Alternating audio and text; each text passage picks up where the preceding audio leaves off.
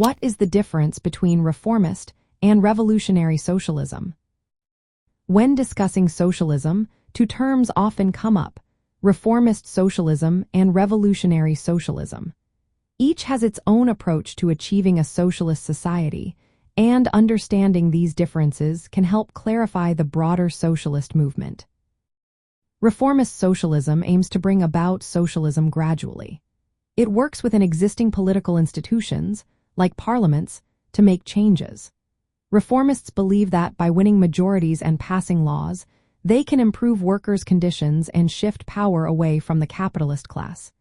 They see the state and parliament as legitimate entities that can be influenced by progressive forces to create social change. This approach focuses on incremental reforms and social democracy as a pathway to socialism. On the other hand, revolutionary socialism takes a different stance. It argues that socialism cannot be achieved through reforms within a capitalist state.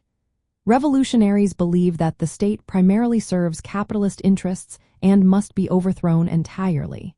They advocate for the working class to take direct action, creating new democratic institutions run by workers. This approach emphasizes a complete transformation of the economic and political system, rather than just making surface-level changes. To put it simply, reformist socialism accepts the current state structure and aims to change society from within. It believes that reforms can gradually lead to socialism. In contrast, revolutionary socialism rejects the capitalist state as oppressive and insists that only a revolutionary overthrow can establish true socialism. Historically, reformist socialism is linked to early social democracy, which sought parliamentary paths to socialism. However, many social democratic parties have shifted away from this goal over time.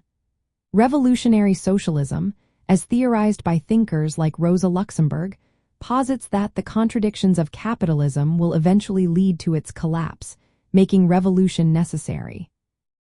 In practical terms, reformist socialism might focus on policies such as expanding social welfare programs, improving labor rights, and increasing regulations.